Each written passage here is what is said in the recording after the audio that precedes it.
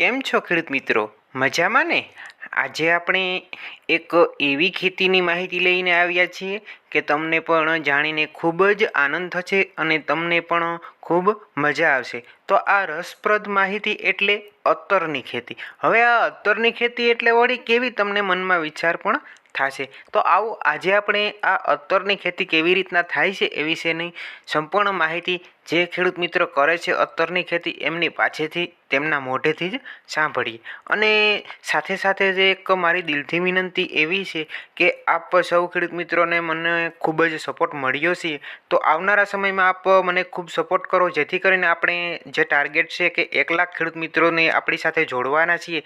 તો 1 લાખ સબસ્ક્રાઈબર આપણે જલ્દીથી થઈ જાય તો એના માટે તમે વિડીયોને જલ્દીથી જલ્દી લાઈક કરી દેજો, દિલથી એવી વિનંતી, અને અન્ય મિત્રો સુધી પણ શેર કરી દેજો અને હંમેશા માટે મને સપોર્ટ કરો જેથી કરીને હું તમારી સમક્ષ અવનવી માહિતીઓના વિડીયો લઈ અને તમારી સમક્ષ આવતો રહું. તો આવો આપણે જાણીએ આ અત્તરની ખેતી વિશેની માહિતી. નમસ્કાર ખેડૂત મિત્રો, આજે આપણે એક પ્રગતિશીલ ખેડૂત સાથે મુલાકાત કરવા આવ્યા છીએ. જે ખેડૂત આપણે દેશી ભાષામાં કહીએ તો અત્તરની ખેતી કરે છે, જેને આપણે પામરોજાની ખેતી તરીકે ઓળખીએ છીએ. તો આ પામરોજાની ખેતી કેવી રીતના થાય છે એ જે પામરોજાની ખેતી કરતા પ્રગતિશીલ ખેડૂત મિત્ર સાથે વાર્તાલાપ કરી અને આ જે સમગ્ર માહિતી છે એ આપણે મેળવીએ. તો સૌપ્રથમ તો આપણી સાથે ખેડૂત ભાઈ જોડાયેલા છે, એમનો પરિચય મેળવીએ અને ત્યારબાદ આ ખેતી વિશે માર્ગદર્શન મેળવીએ. તો સૌપ્રથમ તો આપનું નામ, ગામ, તાલુકો અને જિલ્લો આ વિશે અમને પરિચય આપો. મારું નામ રમેશભાઈ અવચરભાઈ સંતોકી, ગામ મોટા વાગુદળ, તાલુકો ધ્રોલ, જિલ્લો જામનગર. હવે આ પામરોજાની ખેતી તમે કેટલા સમયથી કરો છો? આ પામરોજા ખેતી મારે 7 ને 8 વર્ષથી અમારે ખેતી ચાલુ છે. 5 વર્ષથી આ પછી મેં આ ફરીથી રિપીટ પાછું વાવેતર કરેલું છે. આ પામરોજા એક વસ્તુ એવી છે કે વાવ્યા પછી 5 થી 6 વર્ષ સુધી ચાલે અને તમારે કોઈ જાતનું દર વર્ષે વાવણી કરવી કે દર વર્ષમાં 4 વખત આનું હાર્વેસ્ટિંગ આવે કે ઉનાળામાં 1.5 મહિને 2 મહિને હાર્વેસ્ટિંગ આવી જાય, શિયાળામાં ઠંડીમાં કદાચ 3 મહિના લે, બાકી વર્ષના 4 હાર્વેસ્ટિંગ આવે. દર 2 મહિને 2.5 મહિને તમારું એનું કટિંગ આવે. કટિંગ કરી અને એને પ્લાન્ટમાં નાખી અને તેલનું એનો પ્લાન્ટમાં તેલ છૂટું કરવાનું. હવે તમને આ પામરેજાની ખેતી કરવી એની પ્રેરણા ક્યાંથી મળી? મને લખનઉ છે, સીમેપમાં આપણે ત્યાં લખનઉ જે આપણે યુનિવર્સિટી છે ત્યાંથી મને. એટલે તમે ત્યાં ગયેલા ખેતીની માહિતી મેળવવા માટે ગયેલા કે કોઈ સ્ટોરમાં ગયેલા કે તમને આના વિશે કે આ યુનિવર્સિટી દ્વારા આવું માર્ગદર્શન આપે એ જ માહિતી તમને ક્યાંથી મળી હતી? એક મારા મિત્ર છે ધીરુભાઈ પટેલ કરીને છે, એ લોકોએ આ પામરોજા વિશેની જાણકારી હશે એટલે તેને મને કીધું કે રમેશભાઈ આ પામરોજા એક ખેતી કરવા લાયક છે. જો ખેતીમાં બીજી બેનિફિટ એ છે કે આપણે 5, 6, 7 વર્ષ સુધી આપણે કાંઈ પણ કરવું ન પડે. અને 7 વર્ષ સુધી સીધો ફાયદો મળે. એક વખત મહેનત કરો અને 7 વર્ષ સુધી એમાં કમાણી કરો, બરોબર? તમે હાલમાં અત્યારે પામરોજાનું જે ખેતી કરો છો કેટલા વીઘામાં કરો છો અંદાજે? 120 વીઘા. 120 વીઘા આ જમીન છે, એમાં બધામાં પામરોજા ઘાસ વાવેલું છે, બરોબર? હવે આ ઘાસ કયા સમયગાળામાં વવાય કે એના કોઈ માપદંડ કે એવું કંઈ ખરું?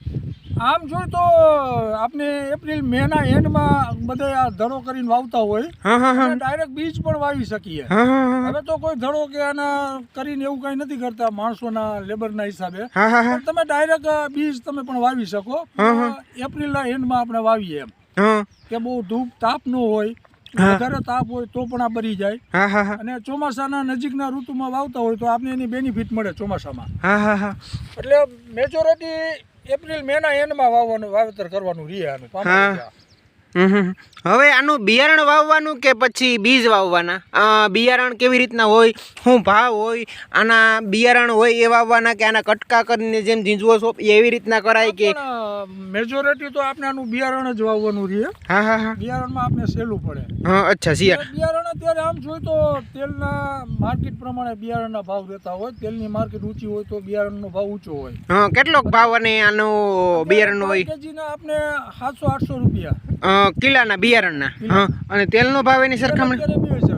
કિલ્લાના ભાવે. હવે 1 વીઘાની અંદરથી કેટલું ઉત્પાદન મળે આપણને? આપણે આમ જોઈએ તમારી ખેતી ઉપર ડિપેન્ડ કરતું હોય ઘણી વખત અને તમારી માવજત, પણ આપણે આમ સરેરાશ ફાર્મરને એવું કહીએ કે ભાઈ તમને આમાંથી 25 થી 30 કિલો મહિને 4 હાર્વેસ્ટિંગમાં 25 થી 30 ની વચ્ચેના ગાળામાં આપણે તેલ મળે.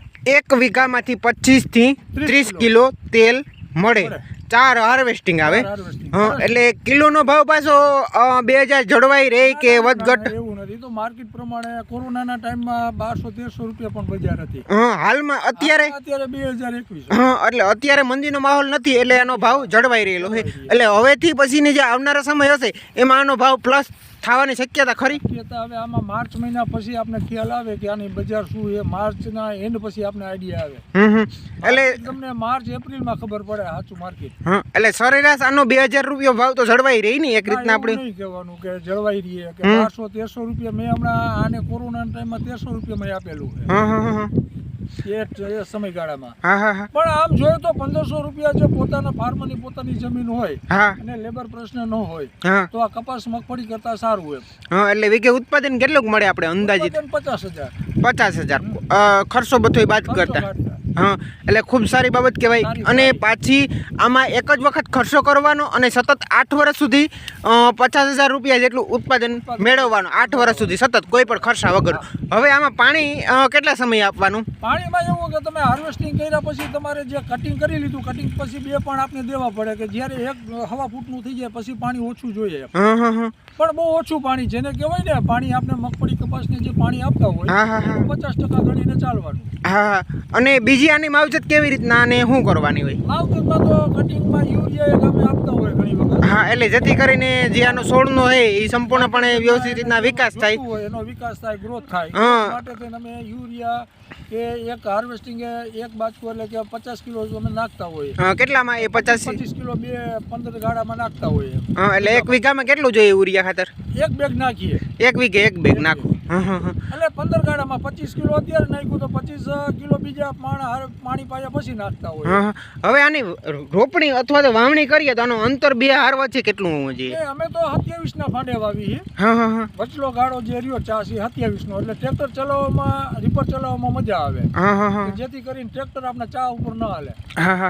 અને આનું જે ઉરિયા ખાતર આપવાનું કારણ કે આની ક્વોલિટી ગ્રોથ થાય એટલે ક્વોલિટી તો એની સારી મળે. એટલે ખડનું ઉત્પાદન આપણે સારું મળે અને ગ્રોથ થાય. હવે આ ઘાસ કટિંગ થાય એના પછી આને તમે કઈ જગ્યાએ મોકલાવો છો? કટિંગ એ ઘાસ તો અમે બોઇલરમાં પ્લાન્ટમાં ચલાવવા માટે 50% એમાં જતું રહીએ સળગાવવામાં. બાકી તો કોઈ અત્યારે ખવડાવવાળા લઈ જાય પણ નથી લઈ જતા. જેવું સારું એવું નબળું વરસ હોય તો લઈ જતા હોય ઘણી. હવે આ જે પ્લાન્ટ છે એ પણ તમે અહીંયા જ લગાવેલો છે ને તેલ કાઢવાનો? હા, કાંઈ વાંધો નહીં, આપણે પ્લાન્ટ પણ જોઈ લઈએ હમણાં. પ્લાન્ટમાં તેલ કાઢો એની પ્રોસેસ કેવી રીતના હોય? પ્લાન્ટમાં તો એના 2 વેસલ આવે. એ વેસલમાં 1 ટન એમાં માલ સમાય આપણે લીલું ઘાસ. એ બધા 2 જે વેસલ SS ના હોય, SS બોડી ના હોય, અને એનું કન્ડિશનર હોય. 1 ટન ઘાસ ભરી અને એને જે બોઇલરથી આપણે એને ગરમ પાણીની સ્ટીમ દેવાની. બોઇલર સતત ચાલુ જોઈએ, સ્ટીમ જોઈએ આપણે એમાં. એટલે એ સ્ટીમ જાય અને પરબારું કન્ડિશનરમાં આવે. કન્ડિશનરમાં તેલ ને પાણી છૂટું પડી જાય. એવું હોય તો તમે પ્લાન્ટ પણ દેખાડી દો. પ્લાન્ટ પણ આપણે જોઈ લઈએ. બધાને જોવું હોય તો પ્લાન્ટ પણ ચાલુ છે, એ પણ તમે દેખાડી શકો. જોઈ લઈએ હમણાં. એના સિવાય કે આ ખેતી વિશે તમારા અનુભવ, પહેલાં તો આપણે આ ખેતી ખેડૂતોએ કરવી જોઈએ કે ના કરવી જોઈએ તમારા અનુભવ પ્રમાણે? મારા અનુભવ પ્રમાણે જો તમારી ખુદનું ખેતર ને વાડી હોય અને તમારી પાસે લેબરનો પ્રશ્ન ન હોય તો 100% કરાય. માર્કેટ તેલ જેટલું બને એટલું વેચાઈ જાય, તમારે વેચવા જવું પડતું નથી. ઘરેથી જ આવીને લઈ જાય. આવીને તમારા ખાતામાં પૈસા જમા થઈ ગયા પછી જ આપણે આ તેલ દેવાનું થાય. એટલે આ બધા પ્રશ્નો ઇસ્યુ હોય તો ખેડૂત માટે નથી. એટલે ખેડૂત એવું થતું હોય કે ભાઈ આ તેલ તો આપણે ઉત્પાદન નવીન ખેતી કરતા હોય તો ભાઈ આ ઉત્પાદન આવે ને વેચવા ક્યાં જાવ? એટલે એ પ્રશ્ન આમાં નથી. એવું નથી, પણ તમારે એ ટેન્શન લેવાનું નથી કે તેલ તમારું જેટલું બને પણ વેચાઈ જાય. આની માર્કેટ તો તૈયાર જ છે ઓલરેડી ખરીદવા માટે, બસ તમારે એનું ખાલી ઉત્પાદન કરવાનું. એટલે એક એ પણ સારી બાબત કહેવાય ખેડૂતો માટે. હવે આના સિવાય તમારા અનુભવોના આધારે તમે ખેડૂતોને શું સંદેશો આપશો? ખેડૂત મિત્રોને કહેવાનું તો એ છે કે તમારી પાસે પાણી એક ખાસ એ સૂચના કે તમારા ખેતરમાં પાણી ભરતક ન રહેવું જોઈએ, હા હા હા પાણીનો નિકાલ થઈ જવો જોઈએ હા, હા. ચોમાસામાં. હા હા આ જે પામર રોજાના જે મૂળ એ તંતુ મૂળ આવે, હા હા જો 1-2 દિવસ પાણી ભર્યું રહે તો ઘાસ આપણું બળી જાય. હા હા એટલે ખાસ તમારે એ ધ્યાનમાં રાખવાનું કે આપણા ખેતરમાં પાણીનો ફ્લો હોય એ જતો રહેવો જોઈએ, હા હા હા એનો નિતાર થઈ જવો જોઈએ, હા, હા. 1 દિવસમાં જતું રહેવું જોઈએ. હા હા એ જ ખેડૂને પામર રોજા વાવવાનું. હા હા હા પ્લસ બેનિફિટ એ છે કે પામર રોજા તમને 7 વર્ષ સુધી તમને એક ધારું તમારામાં જો આવડત ને લેબર હોય તો હા. સારું એવું ઉત્પાદન આપે. હા, ખૂબ સરસ તમે માહિતી આપી એ બદલ અમારા સૌ ખેડૂત મિત્રો તરફથી રમેશભાઈ આપનો દિલથી આભાર વ્યક્ત કરીએ છીએ. આજના વિડીયોમાં આટલું. ફરી નવી માહિતી સાથે નવા વિડીયોમાં મળશું. ત્યાં સુધી સૌ ખેડૂત મિત્રોને જય જવાન જય કિસાન.